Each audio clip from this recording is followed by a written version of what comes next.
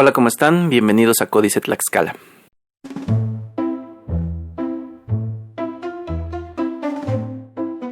Cuando los castellanos entraron en la ciudad de Tenochtitlán, entre varios puntos que les mostraron sus anfitriones estaba uno que en particular les causó miedo y fascinación, que fue el Hueyzompantli.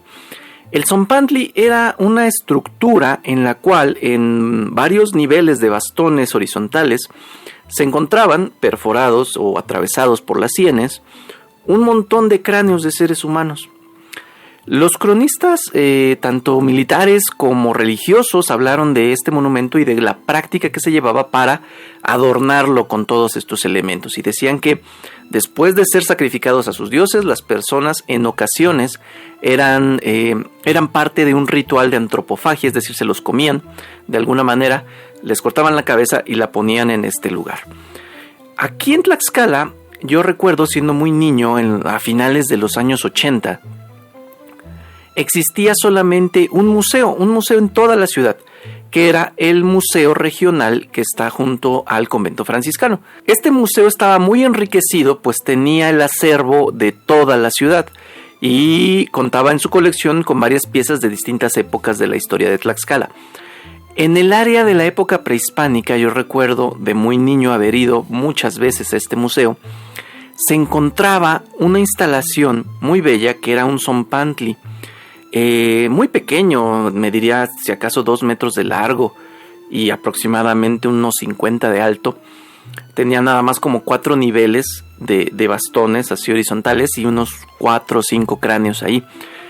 Pero yo recuerdo de muy niño que me impresionó bastante el haber visto entre los cráneos que adornaban esta pieza, el cráneo de un caballo.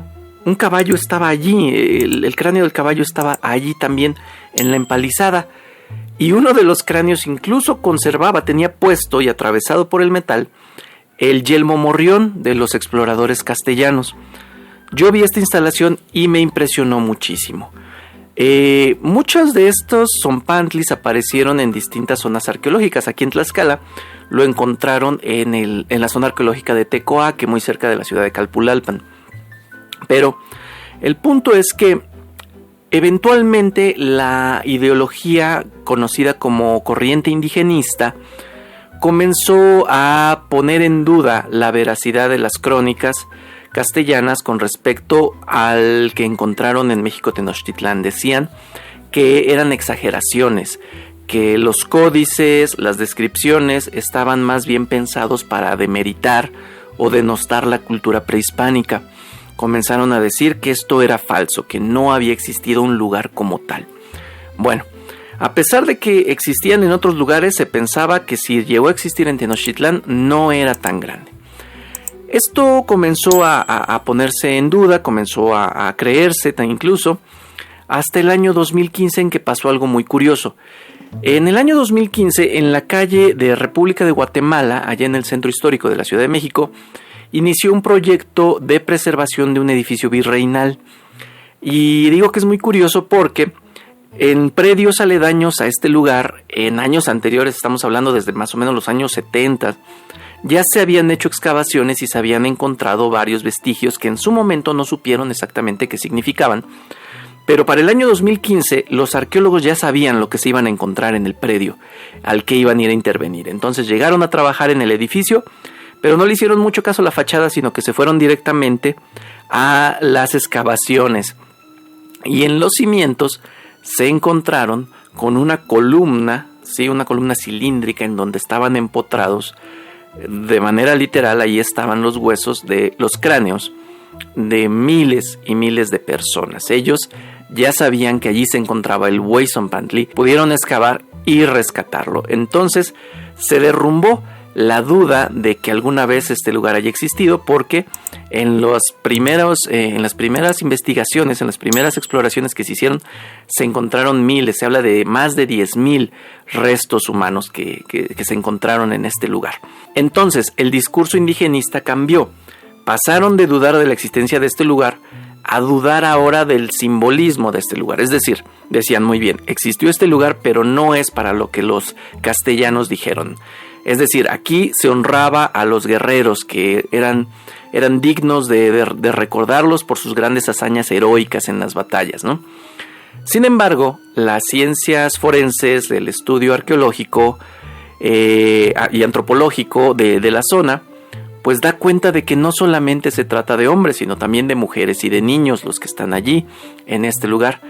Una vez más, la narrativa indigenista cambia y ahora comienzan a decir que, bueno, es que también las mujeres embarazadas tenían una especie de significado o simbolismo especial y también merecían ser honradas en este lugar. Y los niños que tenían alguna especie de deformidad o característica física distinta, pues también eran honrados en este lugar. Pero una vez más, las investigaciones científicas actuales echan por tierra esta teoría. ¿Por qué?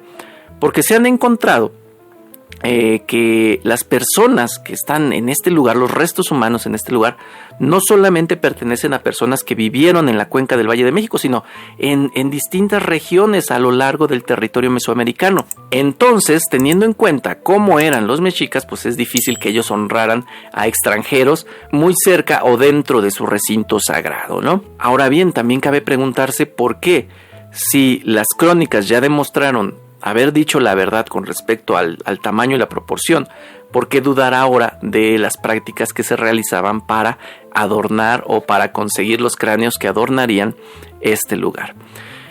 Al final todo regresa al círculo vicioso del hecho de que nadie de nosotros estuvo allí.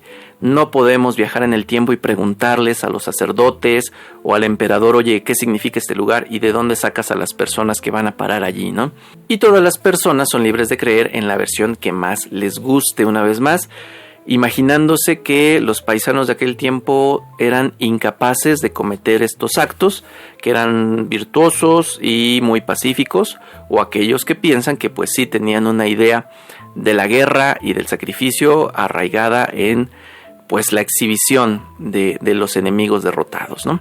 Ahora bien, mientras yo me encontraba estudiando este tema, me encontré entre la participación y los comentarios de algunas personas una pregunta bien interesante, y me gustó mucho esta pregunta porque tiene que ver directamente con el punto central del proyecto en este canal. Y la pregunta decía de la siguiente manera: si existía alguna práctica en la actualidad que nosotros pudiéramos presenciar que fuera un remanente de la práctica de adornar cerca del recinto religioso con cráneos humanos alguna estructura. Y se me hizo bien interesante esta pregunta y comencé a darle seguimiento, y pues no, las respuestas no resultaban muy satisfactorias. Por ahí alguien mencionó que en algunas ciudades europeas hay osarios, catacumbas y cosas así, donde de hecho sí están apilados montones y montones de cuerpos de personas que de alguna manera rindieron algún servicio especial al recinto religioso. Pero aunque esto se practica en algunos lugares aquí en la zona actualmente, pues no es heredado de la cultura prehispánica, sino más bien de la cultura europea.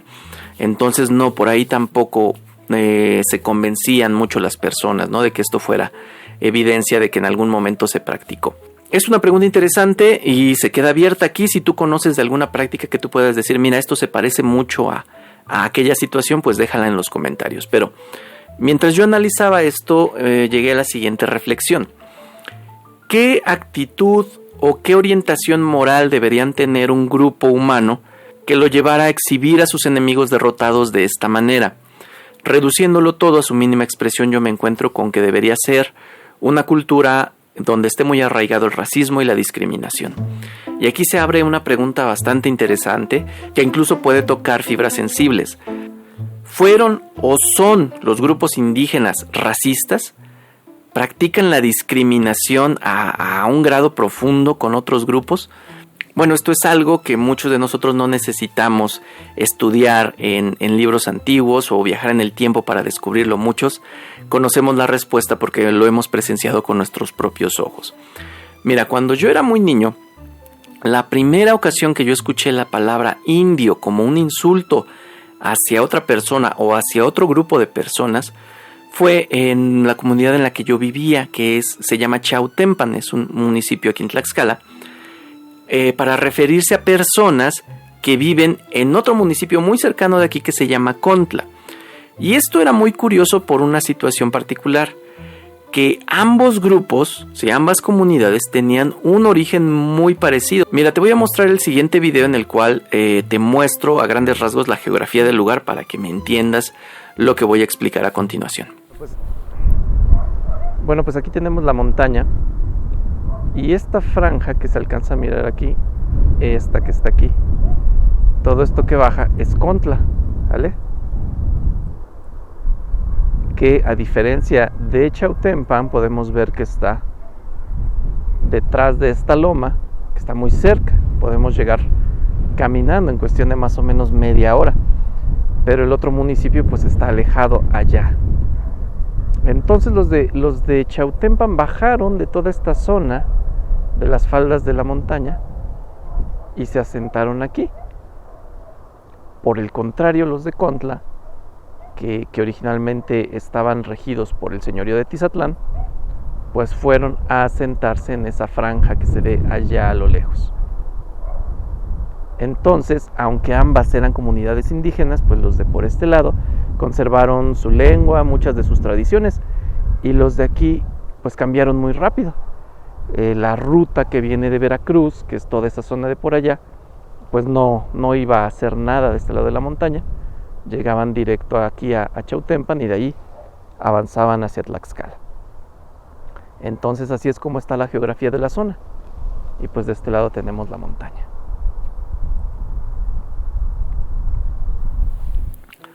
Bueno, pues ahora que ya viste cómo está la geografía de la zona, te platico. Entonces pasó algo muy curioso. Los que formaron Contla se asentaron en forma de una franja, de una línea que sigue subiendo hacia la montaña. Sin embargo, los que se asentaron en la zona que hoy se llama Chautempan siguieron avanzando lo más posible hasta llegar a una zona pantanosa, de ahí su nombre, a la orilla de la ciénega, y se asentaron allí. Ambos grupos adoraban las mismas deidades y ambos grupos eran maestros en la elaboración de textiles, ¿sí? Eso es por lo que son famosos incluso hoy día. Pero de repente los que habitaron más cerca de Tlaxcala comenzaron a cambiar su cultura y su actitud hacia aquellos que se quedaron más alejados. Y decimos que esto ocurrió así porque esta actitud comenzó a acentuarse hasta el grado que en la época moderna, cuando algún habitante de este lugar venía a esta zona, pues sí se le trataba bastante mal y se burlaban de él en un acto, claro, de racismo. Y esto era así. Yo recuerdo de niño cuando venían personas de aquellos lugares, pues cómo eran maltratados por personas que en realidad no eran muy distintas a ellos. Este municipio aquí cercano de la ciudad, pues en realidad nunca se convirtió en una comunidad mestiza realmente, mucho menos una comunidad castellana o española. Siempre mantuvo sus costumbres indígenas, su manera de pensar indígena, pero adoptó muy rápido el español. Y pues sí, ¿no? Mantenían un poquito alejados allá en una clara práctica de discriminación a los habitantes de esta región escondida allá en la montaña. Pero pasa algo bien interesante. Yo crecí teniendo esta idea, teniendo esta noción equivocada y distorsionada hasta más o menos el año 2019-2020, que por distintas actividades yo tuve que ir muchas veces a este municipio y me encontré con una muy agradable sorpresa. Me encontré con un municipio muy limpio, me encontré que las personas que viven allá son económicamente prósperos, y algo que me gustó mucho es que es una comunidad indígena que vive en la época moderna. Yo la primera escuela bilingüe que yo vi en este lugar, pues está allá en Contla. Eso me gustó muchísimo, y la ironía aquí es que de hecho Chautempan no es un lugar bello. La ciudad está bastante deteriorada y contaminada. Pero el punto aquí es que yo pude atestiguar en persona cómo es que dos grupos indígenas del mismo origen, de repente uno se siente superior al otro y comienza una práctica de racismo y discriminación. Y decimos que este es un tema sensible porque regularmente se habla de la discriminación de la que pueden ser víctimas los pueblos indígenas por parte de los grupos, digamos, mestizos de la sociedad. Sin embargo, poco se habla de la discriminación entre grupos indígenas. Y tomando en cuenta que esta actitud puede arraigarse tan profundamente en la conducta y afectar la cultura y comportamiento de un grupo social, pues ya no es tan difícil creer que en Tenochtitlán los mexicas hubieran exhibido de una manera tan mórbida lo que ellos consideraban su triunfo sobre otros grupos indígenas. Pues bien, esto es todo lo que tiene que ver con el video en esta ocasión. A mí me gustaría saber tu punto de vista. Por favor, déjamelo en los comentarios. Si este video te gustó, dale like. Si el contenido de este canal te gusta, por favor, suscríbete. Comparte este video con tus amigos y en tus redes sociales. Yo soy Oscar Muñoz. Nos vemos la próxima.